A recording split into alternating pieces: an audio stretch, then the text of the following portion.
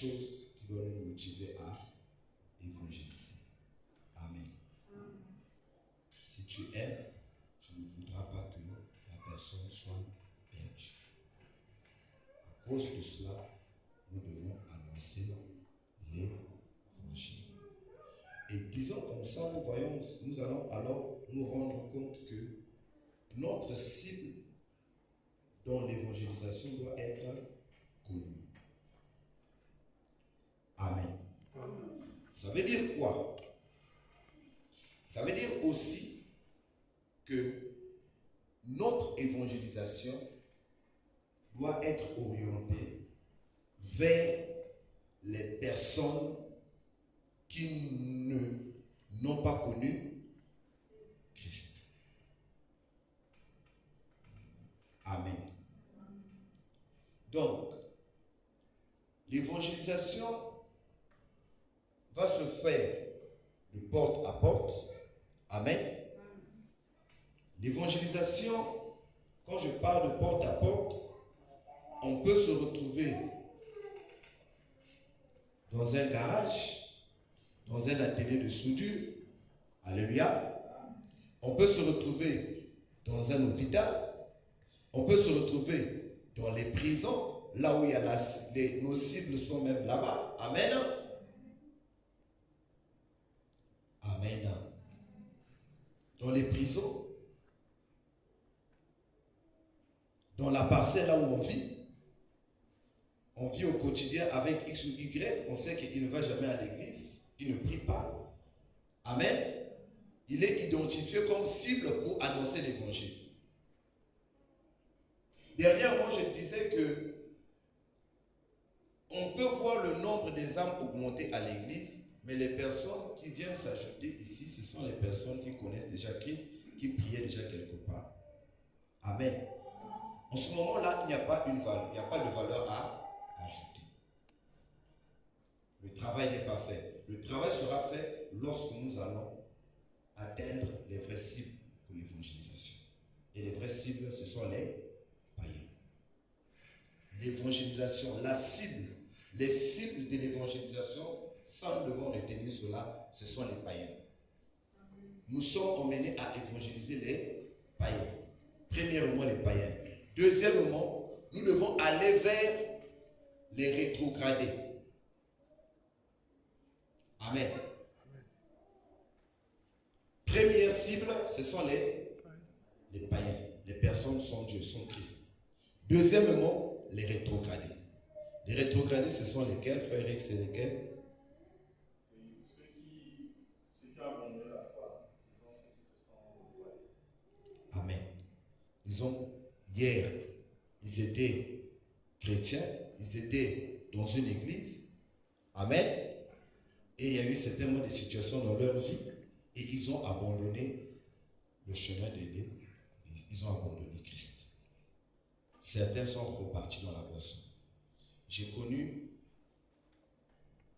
un pasteur, celui qui était pasteur à l'église de Béthanie d'Olizy, avant quand Béthanie avait commencé à Olizy. Le pasteur André. Malheureusement, il était décédé. Amen.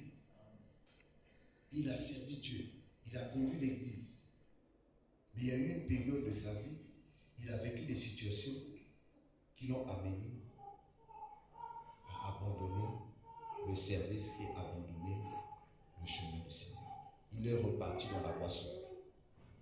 Donc il a repris sa vie avant qu'il ait connu Christ. La boisson, les femmes, malheureusement affectées au nord, il a continué avec cette vie et la mort l'a croisé dans cette situation de rétrogradation. Vous voyez à quel point c'est important d'identifier ces personnes rétrogradées. Amen.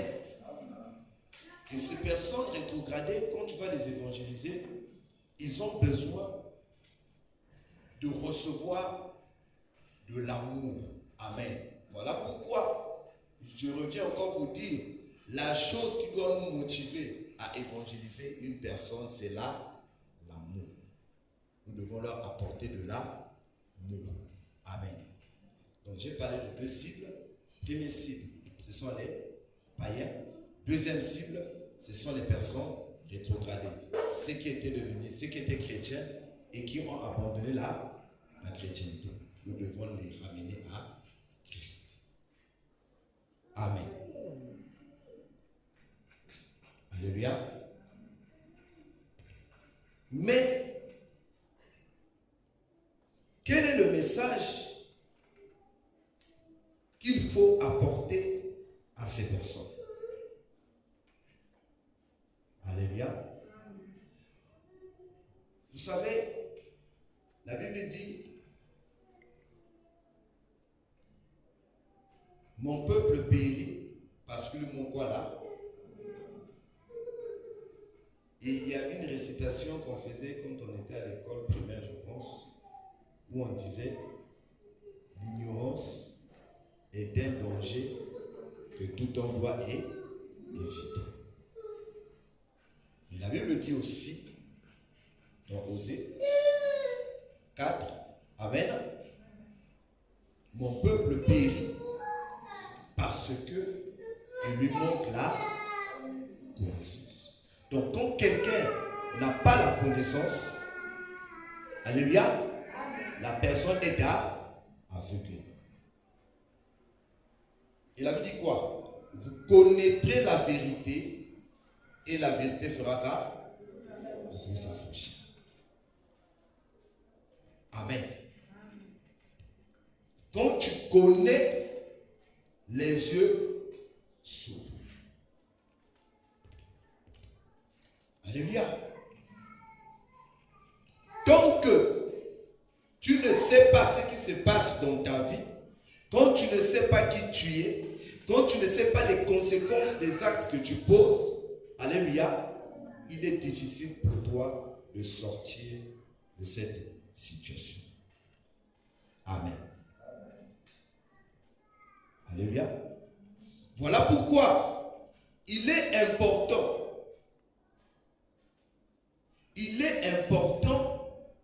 de faire savoir aux personnes que nous partons évangéliser, alléluia, le processus du salut.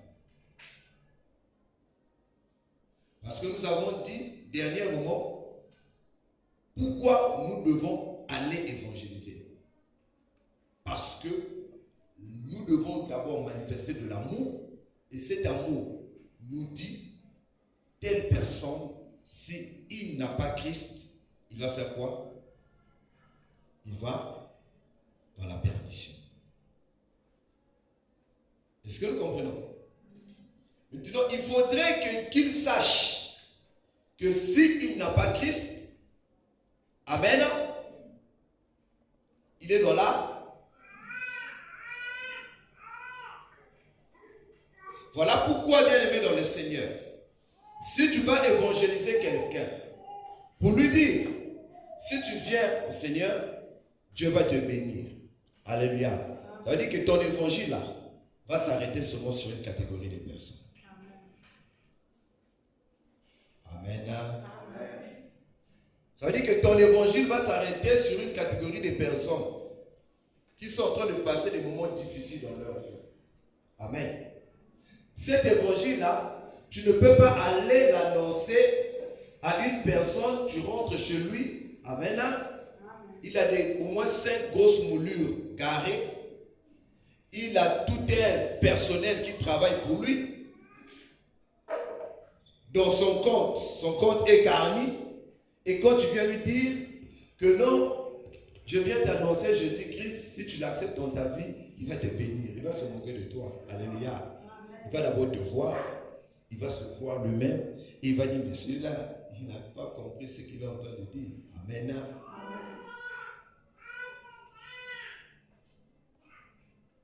Il dira, il va même te dire, mais toi qui viens m'annoncer ça, tu as des problèmes que je peux régler, mais toi tu ne peux pas régler mes problèmes.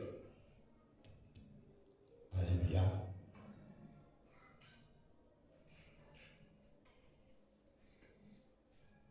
La chose qui nous emmène à évangéliser, c'est d'éviter que les âmes soient perdues. Amen. Voilà pourquoi il y a des vérités, que ces personnes doivent savoir. Et parmi ces vérités, alléluia, il doit savoir ce que dit Romains 3, 23. Amen. Vous pouvez balancer ça. Amen. Que dit la parole de Dieu? Tous ont péché et sont privés de la gloire de Dieu. Amen.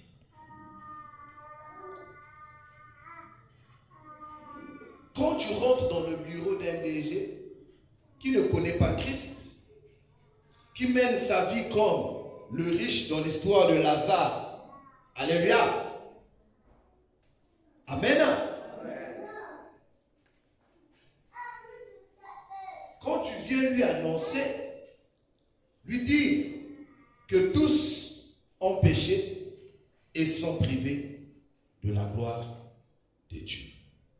Et quand tu lui sors Jean 3, 16, Dieu a tant aimé le monde qu'il a envoyé son Fils mourir à la croix, afin que quiconque croit en lui ne périsse point, mais qu'il ait la vie éternelle. Alors, ça va l'interpeller. Amen. Tous ont péché, sont privés de la gloire de Dieu. Ça va réveiller sa conscience. Mais qui est dans cette situation? C'est celui-là qui n'a pas encore reçu Jésus-Christ dans sa vie comme Seigneur et Sauveur personnel. Amen. Amen. Et lorsque tu pousses le bouchon pour lui dire que l'amour de Dieu pour l'homme a emmené le Seigneur Jésus-Christ à la croix afin que toute personne, tout homme ait la possibilité de rentrer en relation avec Dieu et sauver son âme. Amen. Là, tu lui présentes quoi? L'amour de Dieu. Tu lui présentes l'intention, la résolution de Dieu. Mais au départ, il doit savoir que tous ceux qui sont dans le péché, tous ceux qui n'ont pas Christ, ils sont privés de la gloire de Dieu. Cela est très important. Amen. Vous savez, bien aimé dans le Seigneur, la Bible dit quoi? C'est l'Esprit de Dieu qui convainc de péché, de justice et de jugement. Alléluia. Donc, quand une parole sort, la personne reçoit la parole.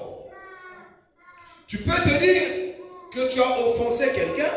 Tu peux te dire que la parole que tu as libérée, amen, n'a pas eu des effets positifs sur la personne. Mais sache que lorsque tu partiras, derrière toi, cette personne qui a reçu cette parole va commencer à réfléchir. Devant toi, il peut raisonner. Mais lorsque cette personne va rester, l'Esprit de Dieu va commencer à le torturer. Il va commencer à réfléchir. Il va commencer à réaliser que oui, j'ai l'argent. Mais même si j'ai l'argent, si je n'ai pas Christ, je suis privé de la gloire de Dieu. Spirituellement, je suis mort. Je suis voué à la mort éternelle. La personne va commencer à se poser des questions. Oui, j'ai construit des maisons. J'ai des véhicules. J'ai un compte en banque bien garni. Mais si je n'ai pas Jésus-Christ,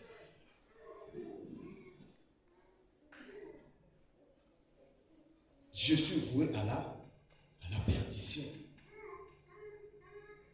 Amen. Les personnes que nous évangélisons doivent connaître ces vérités. S'ils ne sont pas au courant de ces vérités, alléluia, il est difficile que ces personnes donnent leur cœur au Seigneur Jésus-Christ. Amen. Amen. Et ils doivent être au courant de ces choses. Si ils sont dans cet état, et vous allez voir que cet évangile, cette parole, s'adresse à tout le monde. Alléluia. Cette parole s'adresse concerne tout le monde. Et le pauvre et le riche.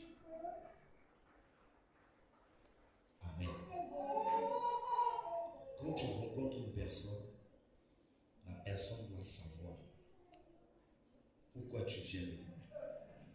Pourquoi tu veux qu'il vienne, qu'il donne sa vie au Seigneur Jésus-Christ. Tu dois prendre le temps de lui expliquer ça. Si tu ne lui expliques pas ça, si tu viens souvent, tu lui donnes le papier, viens prier chez lui. Alléluia. Mais quand il viendra à l'église, il viendra trouver un message qui ne va jamais répondre à cette attente-là. Mais la porte, la première évangile qu'un païen doit écouter, c'est l'évangile de la croix. C'est ce qu'a fait Pierre. Ce Jésus-Christ que vous avez rejeté, que vous avez crucifié. Alléluia. C'est lui qui est l'auteur du salut. Lorsqu'on évangélise, la parole, la nouvelle, l'évangile qu'il faut annoncer, c'est l'évangile de la croix. Et quand la personne est au contact de cette parole viendra bouleverser sa vie. On n'annonce pas la bénédiction lorsqu'on fait l'évangélisation. On n'annonce pas la résolution aux problèmes lorsqu'on fait l'évangélisation. Mais lorsqu'on fait l'évangélisation, on doit emmener la personne à savoir que là où il est, son âme doit être sauvée. Mais pour que son âme soit sauvée, il doit accepter Christ dans sa vie. En acceptant Christ dans sa vie, il devient une nouvelle créature. Et en ce moment-là, il n'est plus identifié comme étant pécheur. Alléluia. Mais par la grâce de Dieu, il devient enfant de Dieu. Une fois devenu enfant de Dieu, il rentre dans la famille de Dieu. Et il n'est plus privé de la gloire de Dieu. Amen. Il rentre dans la présence de Dieu.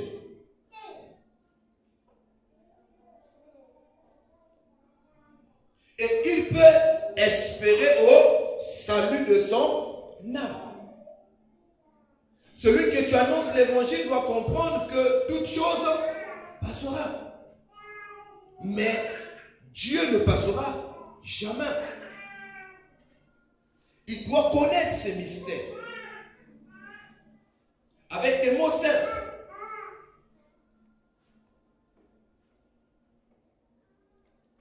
Amen. Et lorsque ces personnes sont en contact de ces vérités, bien aimés dans le Seigneur, ces vérités finiront par porter des fruits dans la vie de ces personnes. Amen.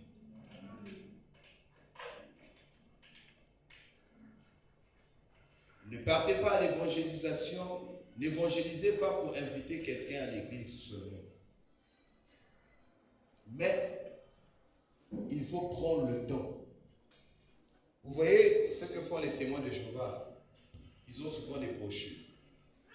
Ils viennent quoi? Ils viennent carrément s'asseoir. Alléluia. Ils viennent carrément faire quoi? S'asseoir. Parler. Donc tu peux prendre 5 minutes. En 5 minutes, tu peux libérer cette pensée. Et la base, le message à passer message à passer, c'est le message. La personne doit avoir l'information qu'il est dans tel état. Si tu n'as pas Christ, spirituellement, tu es privé de la gloire de Dieu. Amen. Celui qui n'a pas Christ est considéré comme étant païen et pécheur. Et automatiquement, tu es privé de la gloire de Dieu. La Bible dit, il n'y a de salut en aucun autre nom, sinon qu'au nom du Seigneur Jésus-Christ. Le salut, c'est en Jésus-Christ. Et celui qui croit en lui sera sauvé. Mais tant que tu n'as pas cru, le salut ne sera pas ton partage. Amen. Alléluia. C'est le premier message qu'il faut annoncer à toutes ces personnes. La personne doit reconnaître son état, doit savoir qu'il est dans tel état, et étant dans cet état, son âme est vouée à la perdition. Mais Dieu nous a aimés, nous a donné un moyen afin que nous puissions éviter cela. Ce moyen-là, c'est accepter Christ dans sa vie et vivre avec Christ. Pour préparer son âme au salut. Tout ce que nous faisons sur cette terre restera à son âme. Mais l'âme, ton âme doit être sauvée. Pour que ton âme soit sauvée, tu dois recevoir Christ.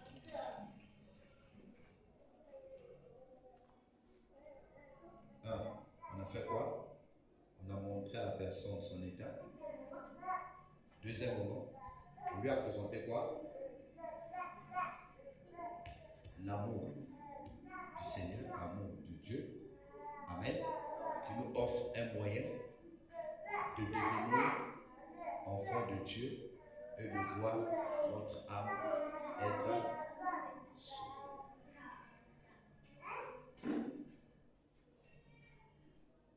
Comme on dit, ça c'est l'entrée. Ne viens jamais dire à la personne, viens prier avec moi. Dieu va te guérir. Dieu va résoudre tes problèmes. Quand tu vas écouter ça, tu viendras à l'église pour que ces problèmes soient résolus. Amen. Il ne viendra pas à l'église pour que son âme soit sauvée. Et une fois qu'il est à l'église, ses problèmes ne sont pas résolus. Va faire quoi? Va quitter l'église. Va chercher une autre église là où ces problèmes peuvent être résolus. Amen. Même s'il vient à l'église, les problèmes sont résolus. Mais il était venu que pour la résolution de ces problèmes. Il peut rester là. Mais un jour, s'il reçoit une frustration, il va faire quoi? Il va partir. J'ai eu telle situation, on ne m'a pas assisté. Il n'y a pas, les gens n'ont pas l'amour là-bas. Je fais quoi? Ils quittent. Pourquoi? Parce que la motivation d'être à l'église, ce n'est pas que... Donc sa motivation à l'église, c'est la résolution de ses problèmes. Amen. Problème résolu ou pas, quand il y a une frustration qui intervient, la personne ne fait quoi? Pas. Mais quand la personne est à l'église pour entretenir son âme pour le salut, quelle que soit la situation qui viendra, quel que soit tout ce que la personne écoutera, la personne restera à l'église. Parce que ce qui l'emmène à l'église, ce n'est pas le matériel, ce n'est pas le mariage, ce n'est pas le travail. Mais ce qui l'emmène à l'église, sa relation avec Dieu, c'est une relation pour préparer son âme au salut. En ce moment-là, vous êtes en train de fabriquer des disciples. Encore une fois de plus, le premier message, le message que nous annonçons lorsque nous évangélisons, il est très capital.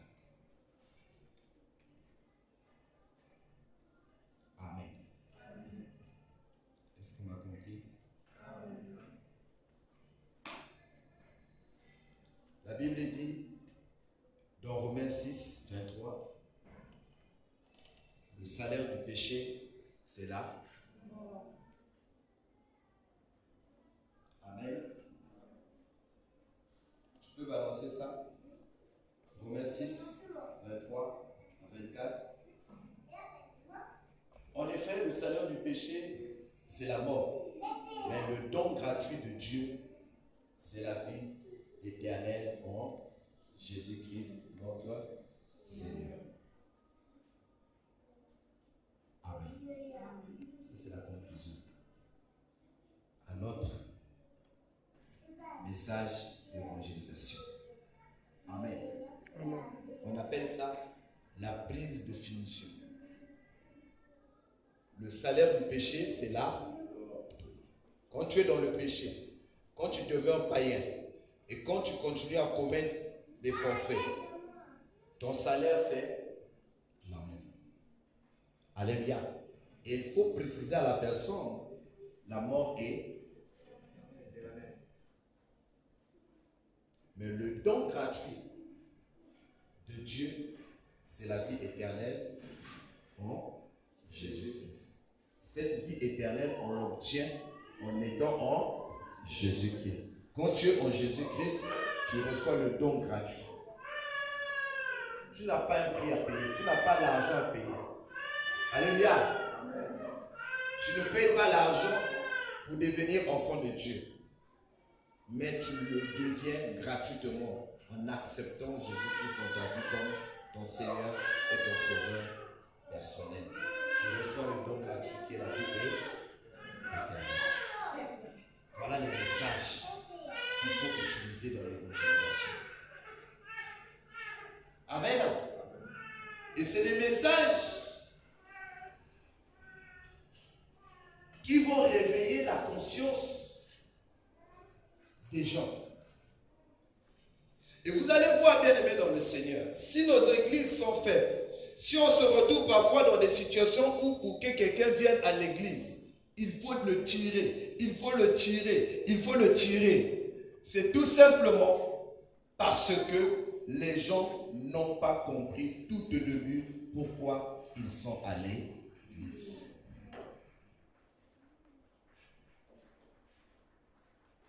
Amen.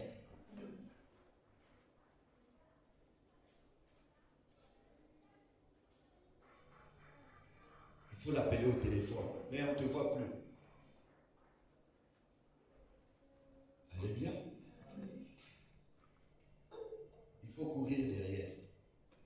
Mais ça fait 5 ans qu'il est à l'église. Amen. Parce que tout au départ, les fondations n'ont pas été. Et beaucoup dans les églises sont dans cette situation-là. Beaucoup. La motivation, ce qui motive les gens pour venir à l'église, cette motivation est autre que le salut de leur âme. Quelqu'un peut se réveiller le matin pour aller vendre là où ils vont, ça il ne peut pas manquer. Alléluia. Mais venir à l'église, il peut manquer. Pourquoi? Parce que en réalité, il va à l'église certainement pour aller prier. Comme de coutume pour certains, comme de tradition, dimanche soir à l'église.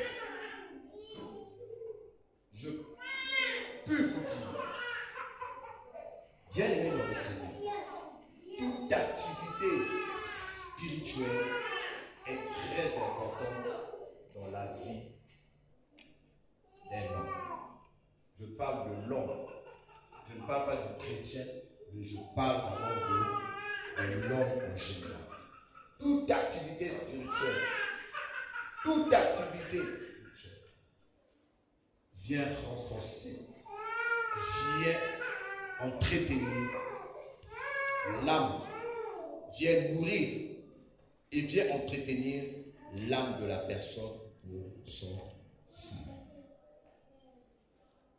Amen. Le docteur Sanders disait que Dans les 2 derniers messages qu'il a eu à faire, à donner, n'accepte jamais que quelqu'un puisse te ramener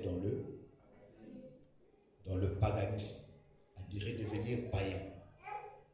C'est fort hein, quand il a dit ça. Et il dit que beaucoup des églises aujourd'hui ont ramené les gens dans le paganisme. Il a dit ça. À cause de quoi? À cause du message qu'il a annoncé. Et les gens remplissent des églises à cause des miracles qu'opèrent ces serviteurs, ces hommes de Dieu. Amen.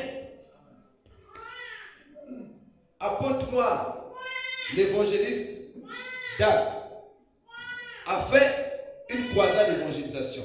C'est tout Pointe-Noire qui était réuni là-bas. Pourquoi? Qu'est-ce qui a motivé les gens? C'est le miracle. Amen. Si les gens savent qu'il va prêcher dimanche à Bethany Diata, les gens vont fuir leurs églises pour venir à Bethany Diata parce que Dag va prêcher à Bethany Diata certainement. Et ceux qui ont des problèmes, ceux qui ont des gens qui sont malades, qui sont malades dans les hôpitaux là, ce jour-là, ils vont sortir leurs membres de famille qui sont malades pour les emmener où? Là où est ce serviteur-là. Parce que pour eux, il va faire quoi? Il va opérer. Amen. Mais malheureusement, allez-y demander à ces personnes, toutes ces personnes qui étaient parties là-bas avec les problèmes, est-ce que tous ont reçu la guérison?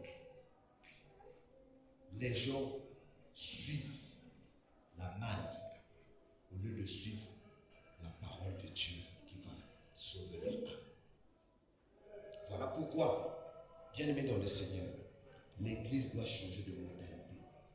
Ce matin, Dieu était en train de m'interpeller encore dans ce sens. Une pensée montait mon cœur, disait que les gens consacrent beaucoup d'argent, des millions, pour construire des temples extraordinaires.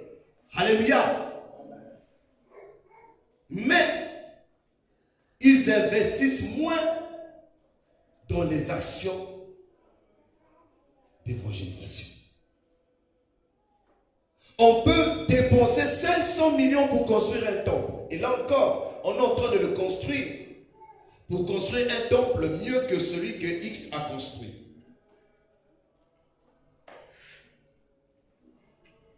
Je veux que mon temple puisse dépasser le temple de X ou Y. Alors je mettrai une technologie plus que sa technologie pour que l'on dise que mon temple à moi est chic. Alléluia. Je critiquais souvent le pasteur Sanogo. Dieu m'a répondu.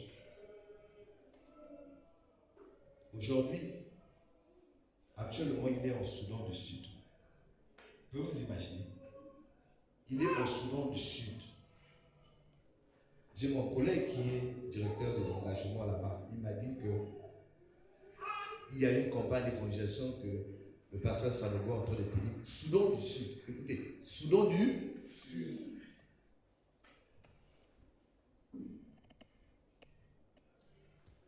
Et il m'a dit que j'avais acheté mes ventilos, j'avais ramené mes ventilos pour vendre ici.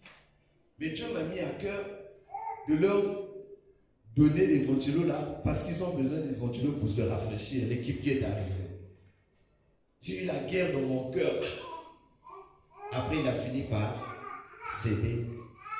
Il a donné à cette équipe-là ses ventilos. Soudan du Sud. Soudan du Sud.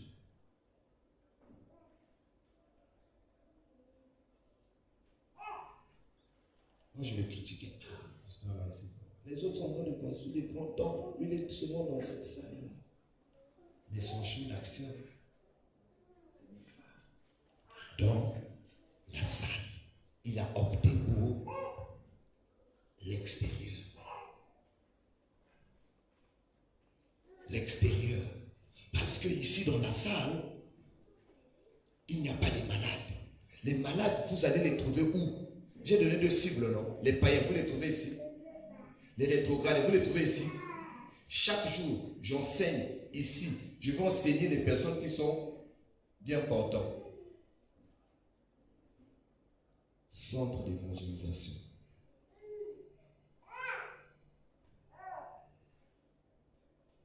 Alléluia.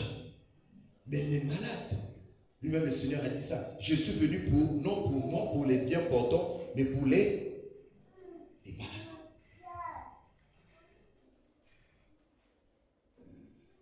Alléluia. Donc, bien aimé dans le Seigneur, l'Église, c'est toi et moi.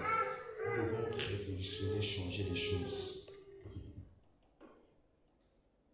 J'étais en train de dire à maman ce matin, vraiment le Congo, on a beaucoup prié. Moi. On écoute dans les pays des autres. Pasteur Intel est allé faire campagne d'évangélisation dans tel pays.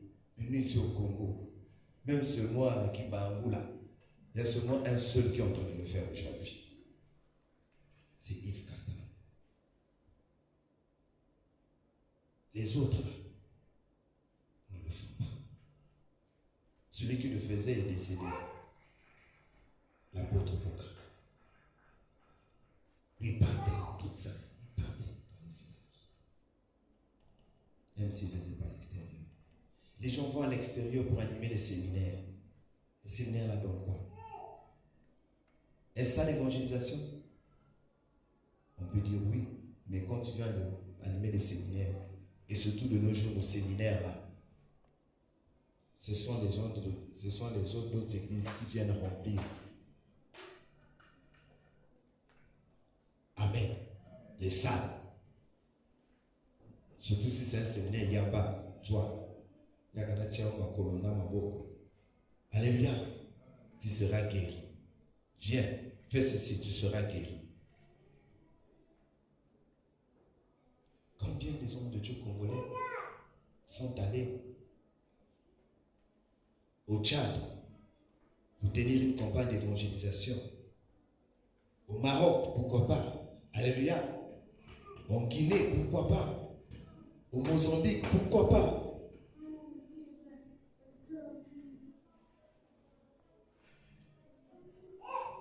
Ça, c'est d'abord les hommes de Dieu. Et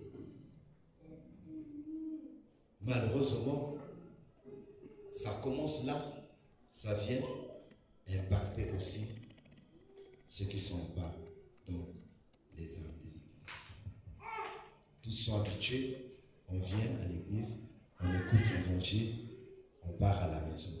On vient à l'église, on chasse les démons, on part à la maison.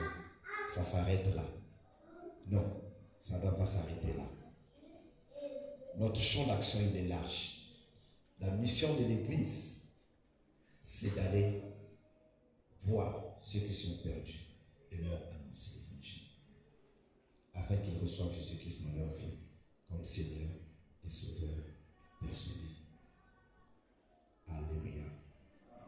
Amen. Mais tu dois leur montrer, tu dois montrer à ces personnes leur état en leur apportant quoi? La parole de Dieu. Amen. Et j'ai épinglé un certain nombre de versets. Amen. Romains 3. 23. J'ai parlé aussi de Jean 3, 16. Amen. Romains 6, 23. Amen. Et toutes ces paroles, il faut mettre ça à la disposition de ces personnes. Quand tu vas dans une prison, tu annonces cet évangile à ces personnes-là. Alléluia. Quand tu vas à l'hôpital, tu vas annoncer l'évangile. Il ne va pas dire à cette personne seulement que non, accepte le Seigneur Jésus-Christ, il va te guérir. Non. La première guérison que cette personne doit obtenir, c'est la guérison de son âme. Son âme doit guérir. D'abord, imagine-toi, tu tournes le dos derrière, la personne est partie.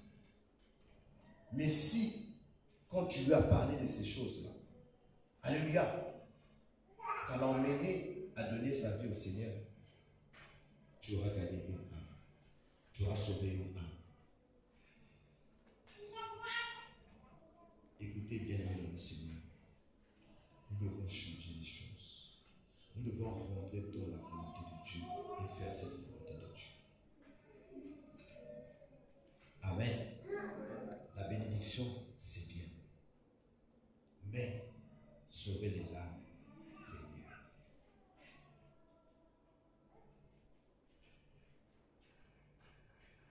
Amen. Et il y a un gain. On le faisait. Amen. Ça doit faire partie des activités de ta vie, de tous les jours. Tes clients, il faut leur annoncer Jésus-Christ. Tes collègues, il faut leur annoncer Jésus-Christ. Ceux qui sont autour de toi, il faut les annoncer Jésus-Christ. Et lorsque une personne a une telle base, la personne est sauvée. Amen. Ne sont pas calés le Seigneur.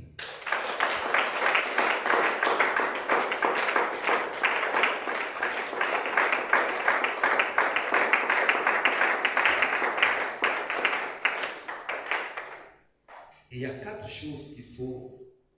fondamentales choses qu'il faut annoncer aux personnes. Ils doivent savoir. Amen. La première chose, ils doivent savoir que le péché existe. Celui qui ne fait pas, et c'est quoi le péché? C'est, frère Gaï, le péché c'est ne pas faire la volonté de Dieu. Celui qui ne fait pas la volonté de Dieu pêche. Et le péché existe. Amen. Deuxième chose, on a dit quoi? Le salaire du péché c'est là. Donc le péché sera puni. Le péché a une conséquence. La conséquence du péché, c'est la mort.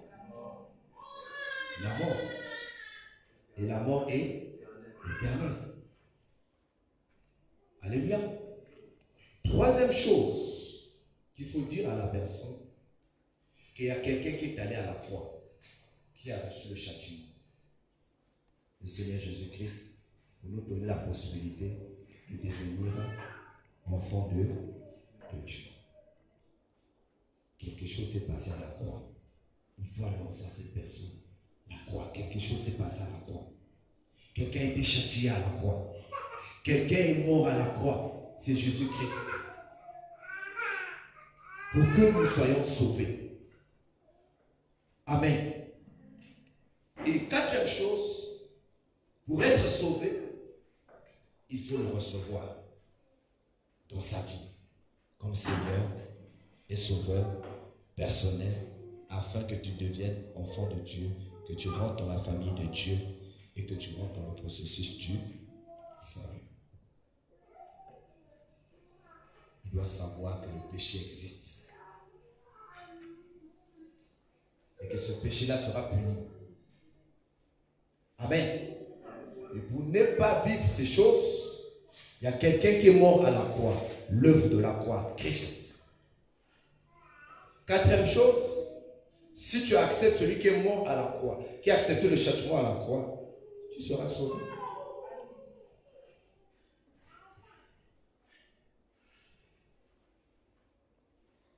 Amen.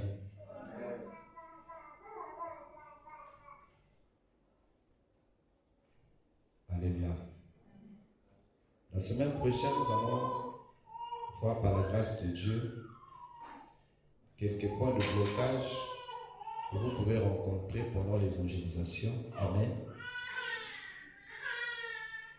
Et puis je pense que nous allons terminer par là. Mais dans toute cette activité d'évangélisation, la base de tout, c'est l'amour. Oui, il y a une préparation de toutes choses. C'est la prière. Sans la prière, il est difficile d'atteindre des objectifs. La prière associe Dieu à ton activité. Alléluia. La prière associe Dieu à ton activité. Et même le Seigneur lui-même, la journée, il enseignait. Amen. La nuit, il était en prière. Ça veut dire quoi? Quand tu te lances dans une activité d'évangélisation, amen, tu dois te préparer en prière. Et pendant l'évangélisation, tu dois être en prière. Avant, pendant et après, tu dois demeurer dans la prière. Parce que tu as un objectif à atteindre, c'est que les personnes que tu vas rencontrer pour évangéliser, ces personnes-là doivent venir à l'église, s'asseoir et être transformées, marcher avec le Seigneur Jésus-Christ, accepter le Seigneur et marcher avec le Seigneur Jésus-Christ. Et pour ça, tu as besoin d'associer Dieu. Tu as besoin de parler avec Dieu. Tu as besoin de faire un rapport avec Dieu. Écoutez, lorsque quelqu'un te confie une tâche, tu dois lui faire un rapport, n'est-ce pas? Et la prière, c'est le moyen par excellence que nous pouvons faire le rapport à Dieu par rapport au travail de l'évangélisation que tu vas faire. Et chacun de nous doit avoir des objectifs à atteindre en tant que chrétien, en tant qu'enfant de Dieu, pour gagner des âmes au Seigneur. Tu peux te fixer un nombre des âmes à gagner pour l'année 2024. Je prends un exemple. Je dois emmener 100 personnes au Seigneur cette année 2025 qui va commencer. Alors, je dois faire quoi? Dès le début de l'année ou la fin de 2024, je dois commencer à préparer cela. Je dois préparer cela en prière, recommander cet objectif entre les mains du Seigneur, demander la sagesse de Dieu et associer toujours le Saint-Esprit dans cette activité spirituelle. Quand tu sors, Saint-Esprit, allons-y. Alléluia. Ton compagnon d'évangélisation doit être le Saint-Esprit. Amen. Tu dois travailler avec le Saint-Esprit. J'ai dit tu dois prier, mais tu dois travailler avec le Saint-Esprit. Tu dois travailler avec le Saint-Esprit. Et quand tu travailles avec le Saint-Esprit, tu as un résultat meilleur. Amen.